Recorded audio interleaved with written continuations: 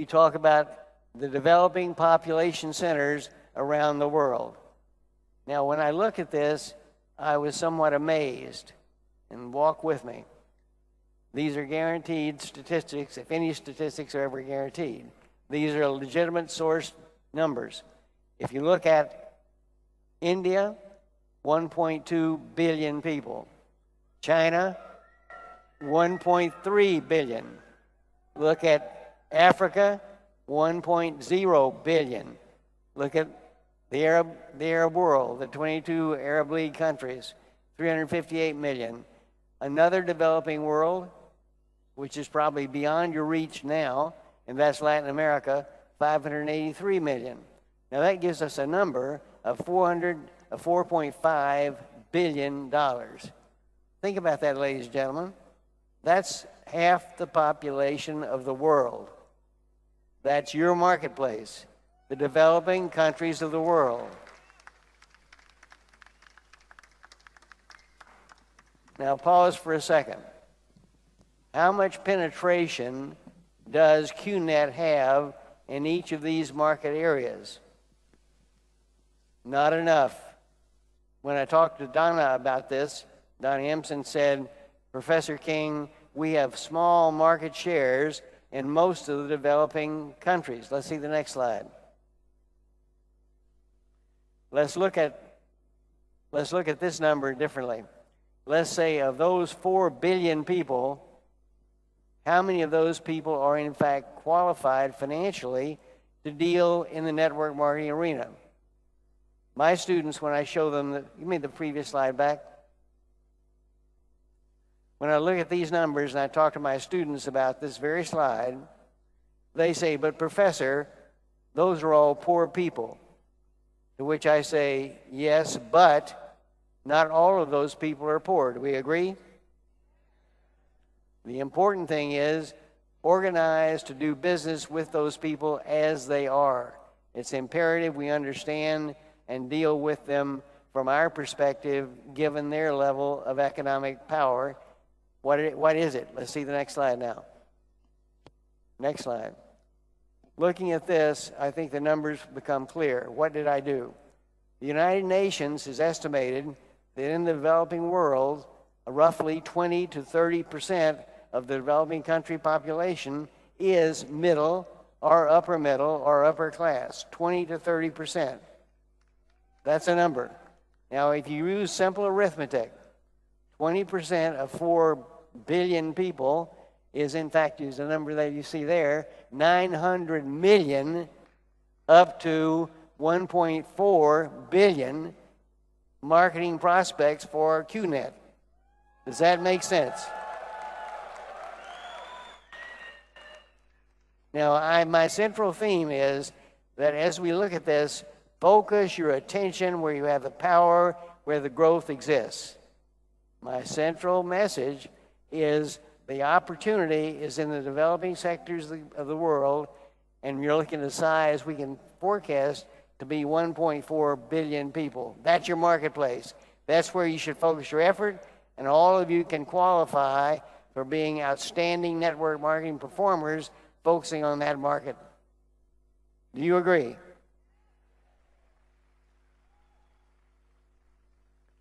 Looking at it one more point of perspective, if you look at those numbers, they approximate the entire population of both India or China. Because India and China are in 1.3, 1.4 billion, and we're looking in that range. We're talking about 1.4 billion prospects for you in QNet in the same marketplaces. That's incredible. If you look at the United States by comparison, though we have a higher middle class, roughly 50 to 60%, we have a population of 300 million. So 50 to 60% of 300 million is only 150 million. 150 million compared to 1.4 billion? I'm coming to Asia.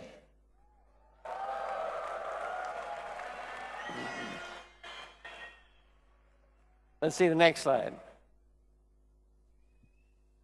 Now this again looks at the proposition from where is the market, and where are you? And Donna gave me these numbers on the far right, QNet sales by region. 53% of QNet sales are in fact in Asia, dropping down to roughly 37% of yours in the Middle East, dropping down further. You have no properties in obviously the United States and Canada, and 10% in Europe. Your marketplace is 80% plus 90% in the markets that are developing. That's wonderful. She further said that if you look at the 10 top billion-dollar markets, you have very small to no presence at all. So the market is open for you. It's just a question of going to get it. So let's go get it. Next slide. This is a point I want to emphasize. Again, comparing as one market segment with other economic dimensions. Looking at the Arab world, we're talking about the Arab world per capita GDP, about 5,000 US dollars. Their economy, $1.99 trillion. Is that powerful? That's powerful. The Arab world is consuming. It's not under-consuming. In fact, their consumption is in the 49% range. Not all Arabs are Muslims. There are different cultures in the Arab world, which you know better than I. The point is that all of those cultures have a need for network marketing products, network marketing processes, and you can work with them using the cultural mores, the cultural values, the cultural systems of those countries. I think the Arab world is a dramatic, undeveloped marketplace for QNet. Next slide, please.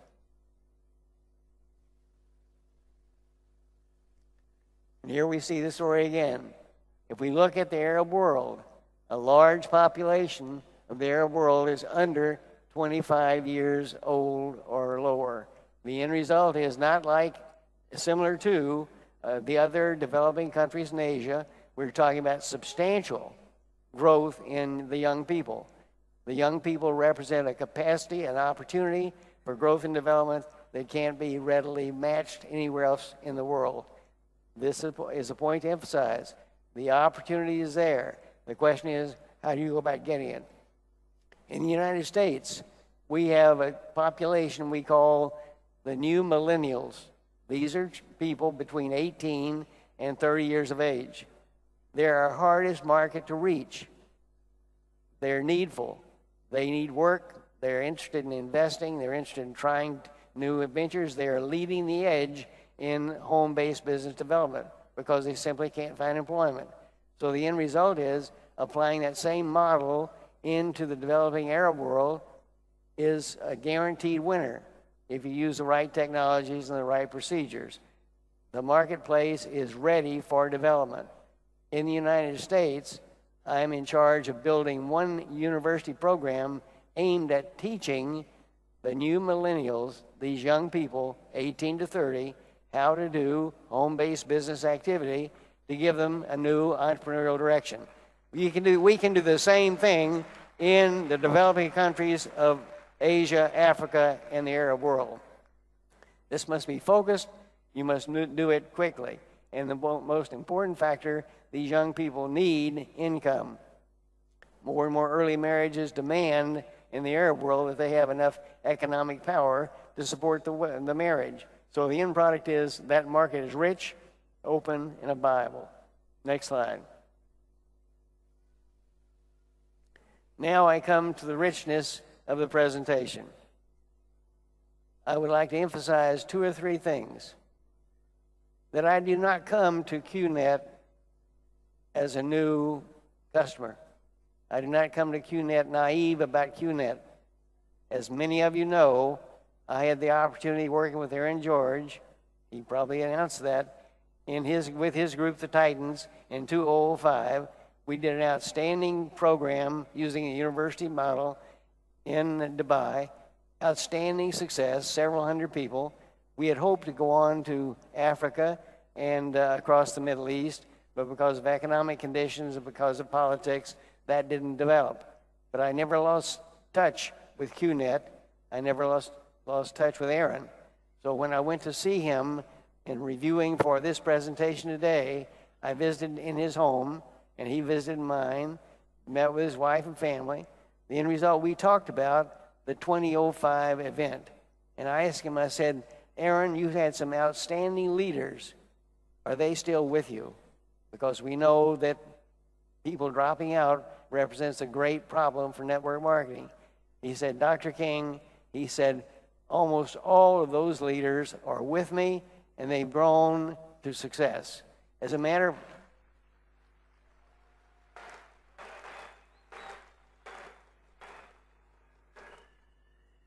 I was proud. Over the past 3 days, I've met student after student after student from that seminar series in Dubai who come up to me and say, Professor, I'm one of your students, shakes my hand and says, I have been successful. And I am awarded by God from those people because they did in fact follow the message, take the right practices under Aaron's leadership. Arun George has just been an outstanding leader for thousands of people, and now that has paid off.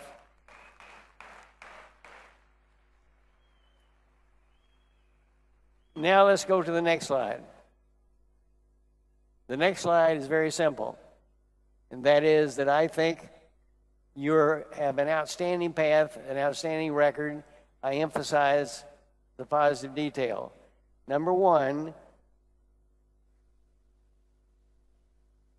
we calculated your growth rate at being 15 to 20% over the last year. Now, as we talked about the impediments, the problems you faced, in one of your major markets in Africa, you faced the Arab Spring. And the Arab Spring brought disaster in some network marketing groups. The end result was that the market was not as strong in Africa as in the past. So we know that you had 10, 15 to 20% growth based on the bad times that prevailed in Africa. So now let's turn back and let's ask the question, what can we expect in the future? I think there's no reason to think you can't match a 20 to 25% growth rate over the next 5 years. That's important information. What does that mean for all of you? It means all of you have to develop your organizations, and you have to develop your skills, and you have to develop your educational platforms. You have some of the best education in the country in your groups. Looking at across the world, enormous opportunity. So my theme is that the opportunity is there, you're launched. Now let's see the next slide. This is something I want to live with you, leave with you, live with you, and watch grow. Point being, in 1990, I became involved in the network marketing industry. I started studying it in great detail. This is something I wrote for Success Magazine back in that period called The Curve of Prosperity. And I talk about the 4 waves of growth from early formulation, concentration, momentum, and stability. Now, the fact is that all network marketing companies go through this, but many of them never get past where you are now. QNet is on the verge of going into momentum, and then it's takeoff time.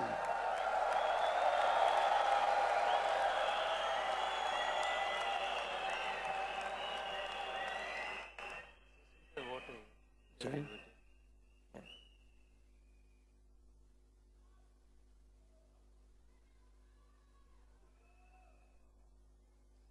Thank you. Do we understand this curve? This says that you start in the beginning, you grow slowly, and then you hit a point where more and more people are accepting, joining, in fact, becoming leaders and moving forward. That's exactly what you're seeing here.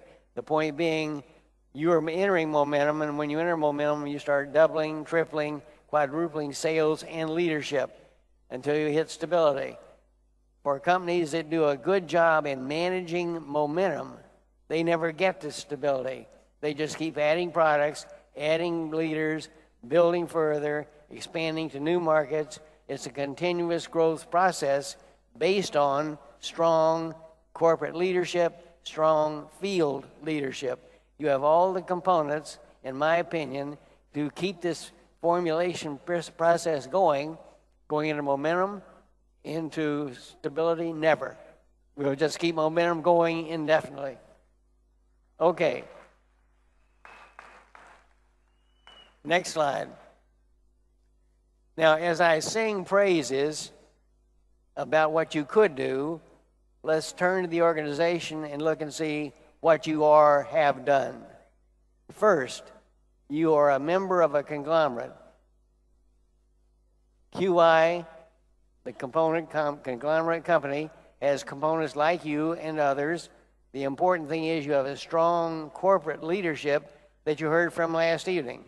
You have a long record of success after 14 years, so that means you're in a great position for future growth. Something to build on. You have experience in e-commerce. You have experience in developing leisure products. You have a whole host of product extensions that you're extending ongoing, and you've just entered the market for reproducible, consumed products that'll take you to the next level. Outstanding growth curve. And the end result is, would you like resorts too? And further expansion still further? I'm just very impressed with what I see in this company. Now let's go to the next slide.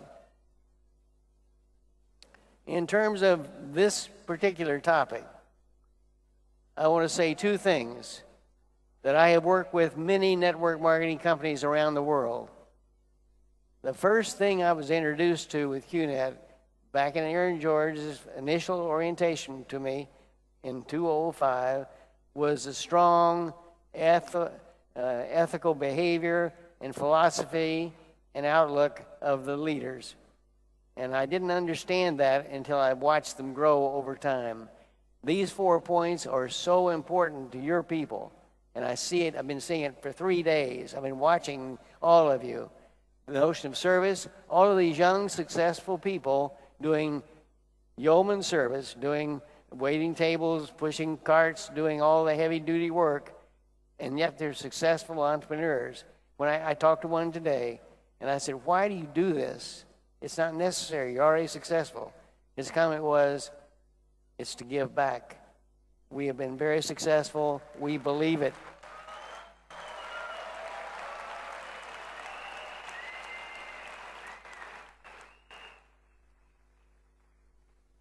I work with many companies, many very honorable and ethical organizations. I have never seen the kind of leadership commitment that I've seen here in these 3 days.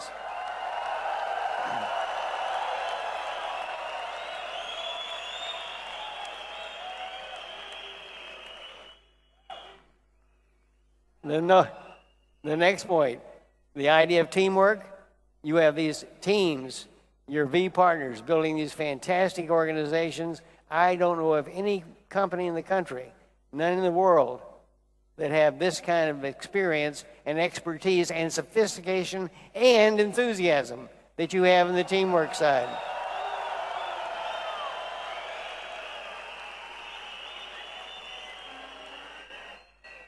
Integrity, conduct ourselves with utmost integrity. That's a theme that everyone here has shared with me whenever I had time to talk, and I respect that you are doing precisely that. Last point, in terms of results orientation, something Arun shared with me in 2005. He said, Professor King, I asked him, I said, how are you going to measure results from our success, our training? Professor King, we'll measure results based on results. Our people will go do it. They will go do it and be successful. And I thought, I've heard that before. In fact, his people did go do it, and they're in training today in service. So I think it's proven that you are results-oriented. Your leadership is driving that. I congratulate you.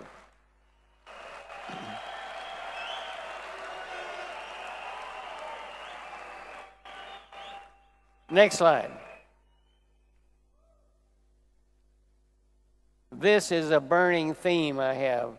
As I watched your rhythm process at work, watching in-service practice, I thought to myself, This is a mandate. This is a mantra. This is a theme that prevails this whole organization. And the other evening, when we were watching the racing down to get the best seats in the meeting over the past 3 days, the people who got the front row seats next time didn't race. They gave the other people an opportunity to have their turn. And I thought to myself, where have I ever seen that before? The killers usually kill and continue to kill. But here we're sharing with one another. Again, I congratulate you. I congratulate you. I congratulate you.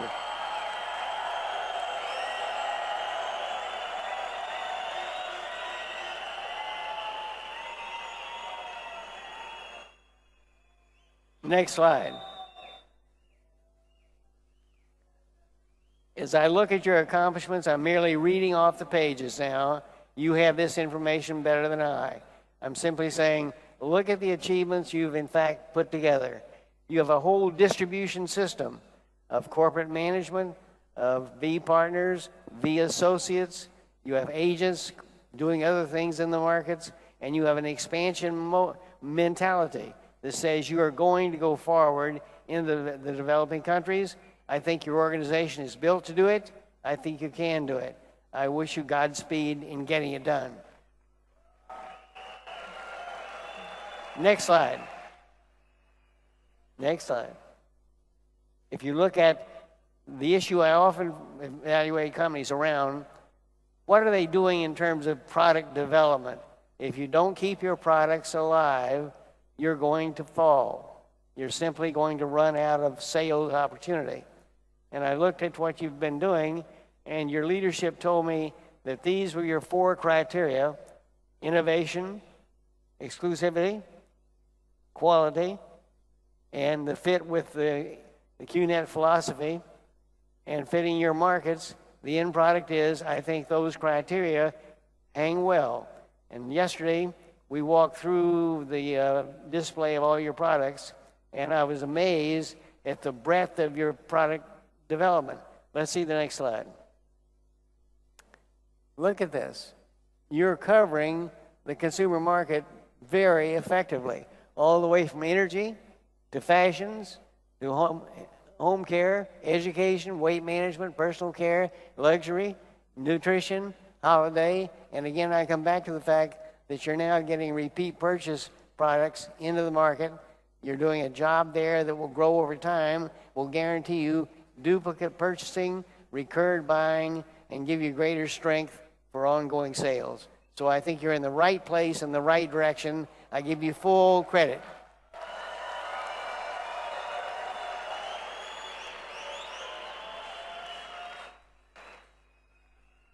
Next slide.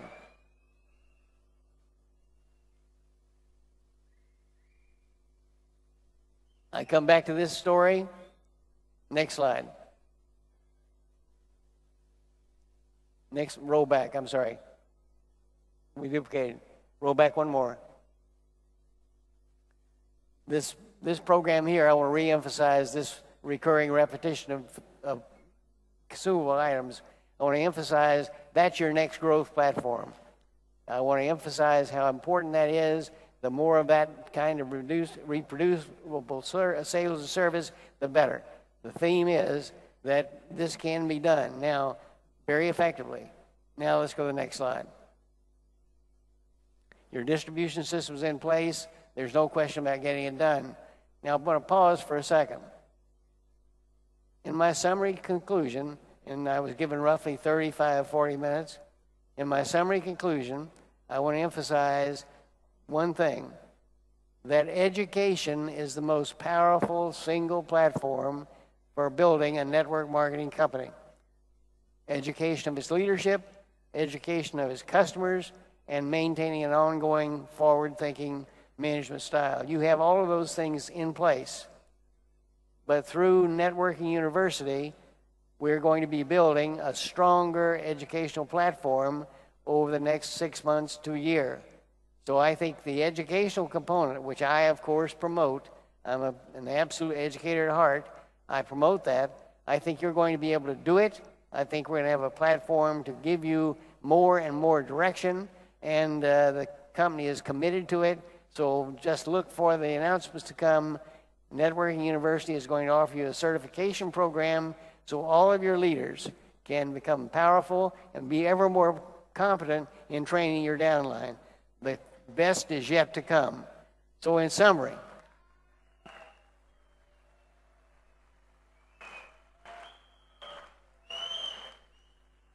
I want to make the point that this is one of the finest network marketing companies I've ever worked with because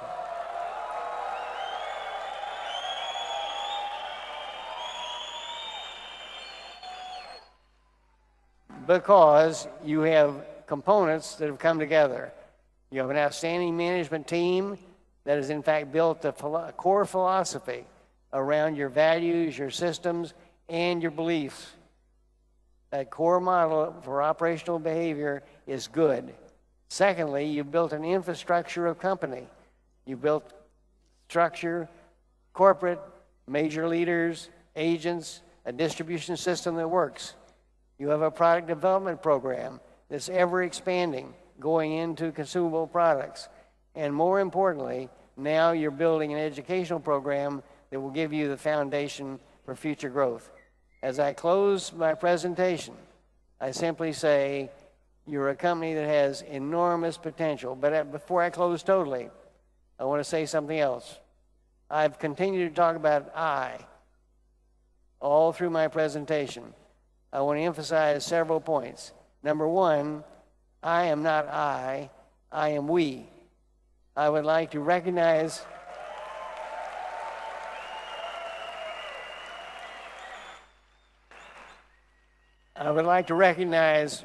my wife, the operations officer of our corporation, of our training system, of our seminar program, Sandra King. Would you please stand?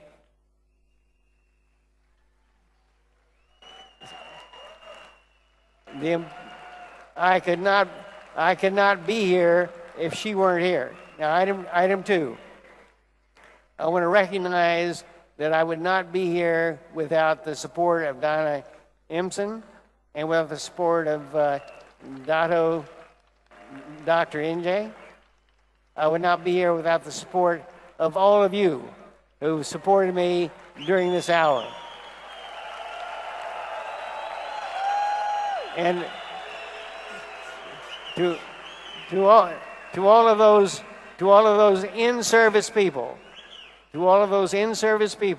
who did the furniture moving, did the water delivery, and helped me get here, and will ultimately get me off this stage.